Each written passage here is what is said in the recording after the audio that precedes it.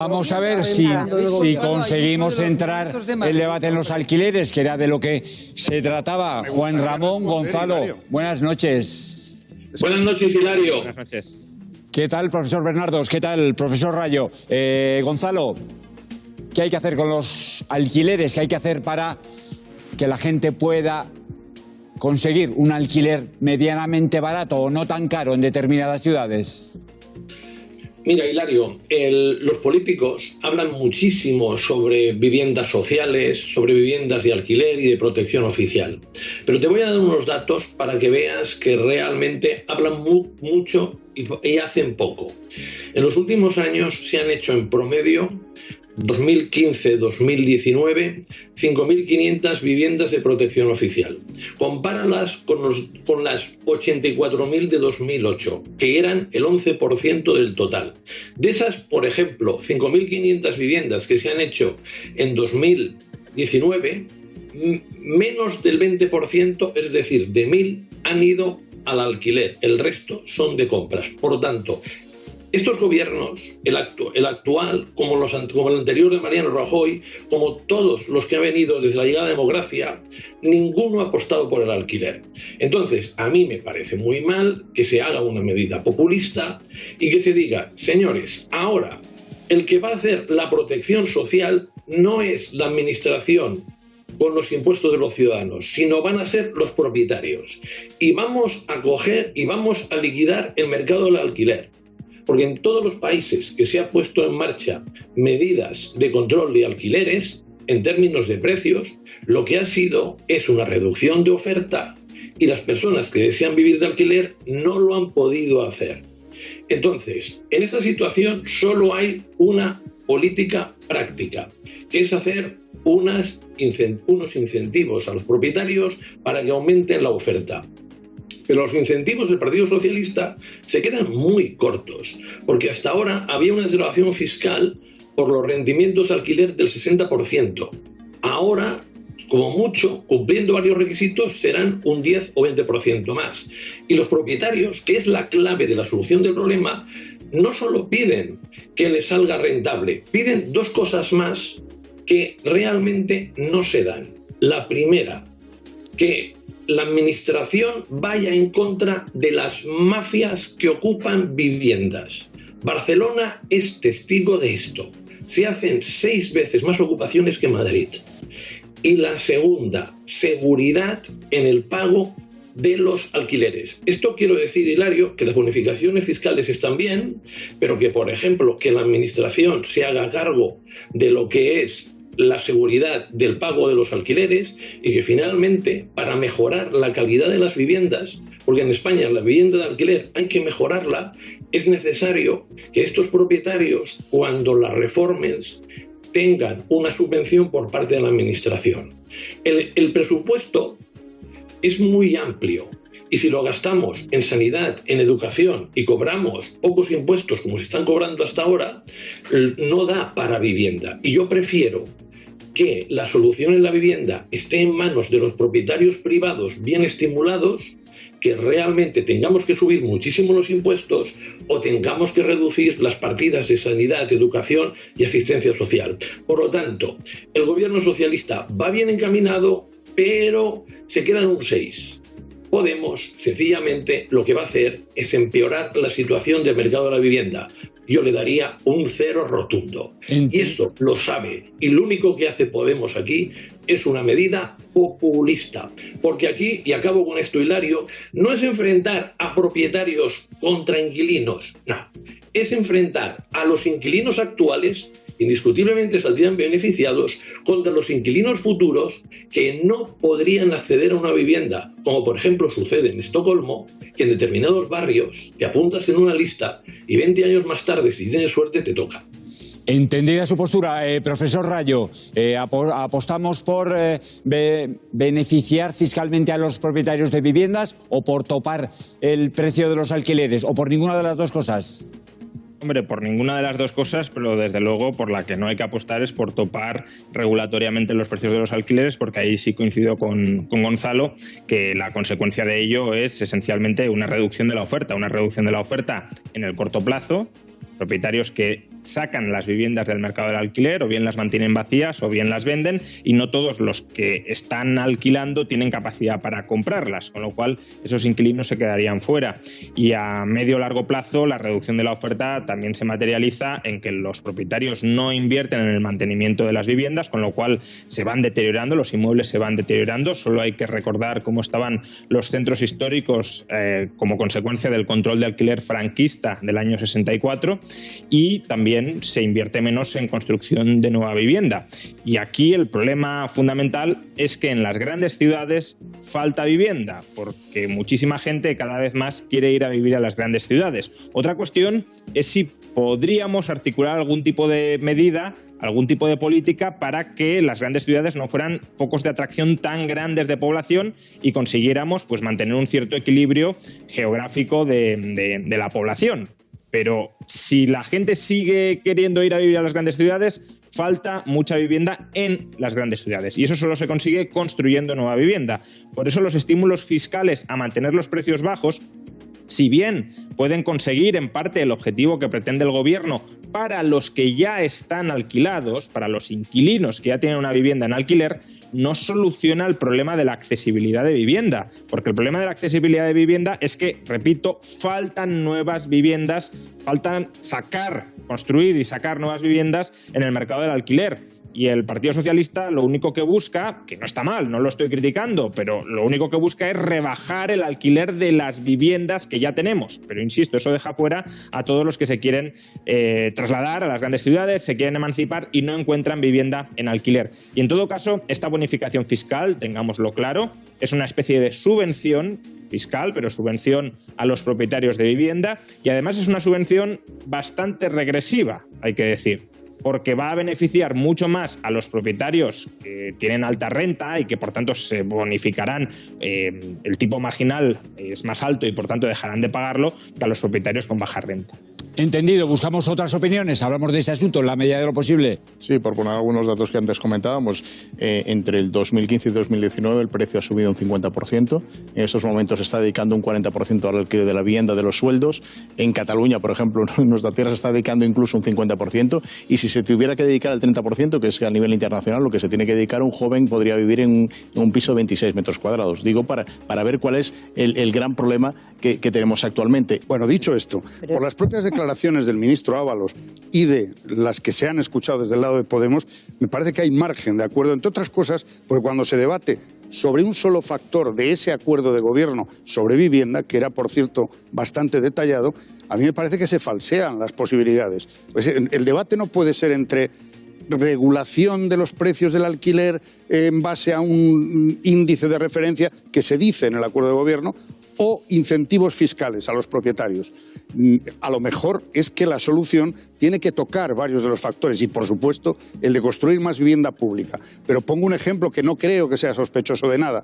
El último informe de la propia Autoridad Fiscal Independiente de la AIREF, del año pasado, de junio de 2020, sobre 2019, advertía que los incentivos fiscales que ya estaban en un 60% para los propietarios no estaban consiguiendo el efecto deseado, sino que más bien lo que estaban costando eran 1.000 millones de ingresos fiscales al año al Estado. Y recomendaba la autoridad fiscal que se fuera a incentivar a los colectivos vulnerables, no tanto a los propietarios. Y además se combinan siempre los datos, como si se estuviera aquí planteando, digamos, poco menos que confiscar o obligar a un precio del alquiler.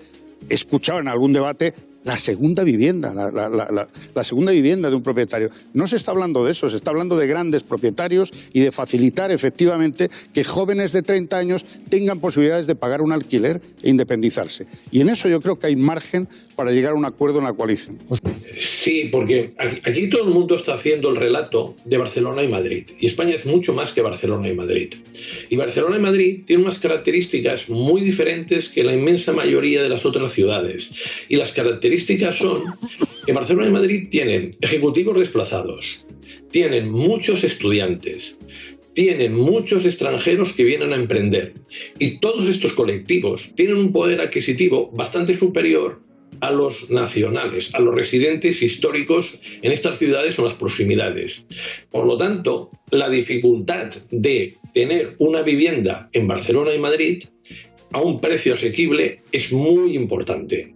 Entonces, solo hay una posibilidad de conseguirlo, y es que muchos inversores compren vivienda y les salga rentable ponerla de alquiler, y el incremento de la oferta pueda contener los precios. Ahora bien, yo a todo el mundo me gustaría decirle que en Móstoles se vive muy bien, que en Aranjuez también, que en Mollet también, y estamos en los alrededores de Barcelona o de Madrid. Son ciudades que están muy bien y uno no tiene por qué necesariamente vivir en el centro de Madrid o de Barcelona. A mí, que pongan un control de precios del alquiler o que el alquiler sea muy barato en el barrio de Salamanca, de Chamberí o en el Eixample o Sarriá Sant Gervasi, me parece que no toca. Lo que me parece es que, sobre todo en los alrededores de las grandes ciudades, hay que construir mucho para que esas viviendas de alquiler salgan al mercado. Y aquí la cosa es muy sencilla, es que hay mucho suelo público. Que ese suelo público no se venda, sino que se permita construir sobre él, el mercado sea regulado por parte de la administración y se asegure una rentabilidad. Solo con eso ya vale, entre el 4 y el 5,5, y tendremos en un escenario de tipos de interés bajos una barbaridad de fondos. Es así de sencillo. Ahora bien, lo que a mí me gustaría indicar es que hay que diferenciar los precios de los portales de la realidad. En los portales inmobiliarios lo dicen muy claro, son precios de oferta. Entendido, Gonzalo. Discúlpame, tenemos que cortar. Nos espera la publicidad, pero volvemos enseguida. Venga. Contigo, hasta ahora. Vamos a preguntar a los economistas, a los profesores, a ver qué es lo que les parece. Profesor Rayo, salvando la Semana Santa, o digamos, hundiendo la Semana Santa, ¿salvamos el verano o eso tampoco está garantizado? No está garantizado, porque lo que va a permitir salvar el verano o no es que hayamos derrotado a la pandemia, ya sea porque no vuelve una cuarta o una quinta ola, o porque la vacunación ya está muy avanzada y justamente por eso nos inmunizamos. Efectivamente, el desplome del sector turístico ha sido un desplome en el año 2020 absolutamente brutal, absolutamente devastador. Se perdieron 70.000 millones de euros en ingresos por turismo, y pensemos que las ayudas directas que ahora mismo está planteando el gobierno alcanzan a 8.000 millones. Difícilmente vamos a cubrir una parte significativa de esos ingresos perdidos con las escasas ayudas que se plantean. Ahora, obviamente el problema es cómo se distribuyen esas ayudas, y aquí ya lo hemos debatido muchas veces. El gobierno no suele ser un buen selector de ganadores y perdedores, y por tanto tiende a distribuir esas ayudas de manera más o menos aleatoria y de manera más o menos arbitraria.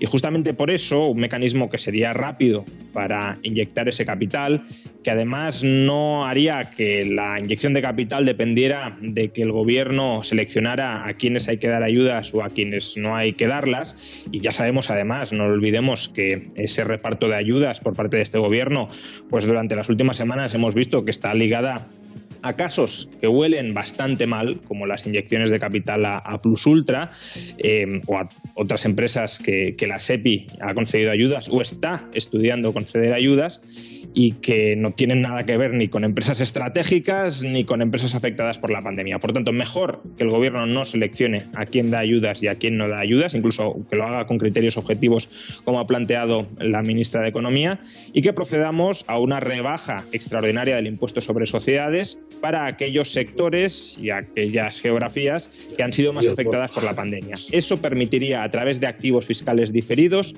recapitalizar ipso facto a las empresas afectadas, porque estamos hablando de un problema de solvencia, no tanto de un problema de liquidez. La liquidez, si hay solvencia, se puede conseguir en este mercado lleno de liquidez. Lo que no se puede conseguir tan fácilmente es la solvencia, especialmente entre pequeñas y medianas empresas. A las grandes empresas no habría que darles ni un solo euro de ayudas públicas, ni fiscales, ni con ayudas directas, porque ellas tienen los mercados de capitales si necesitan recapitalizarse.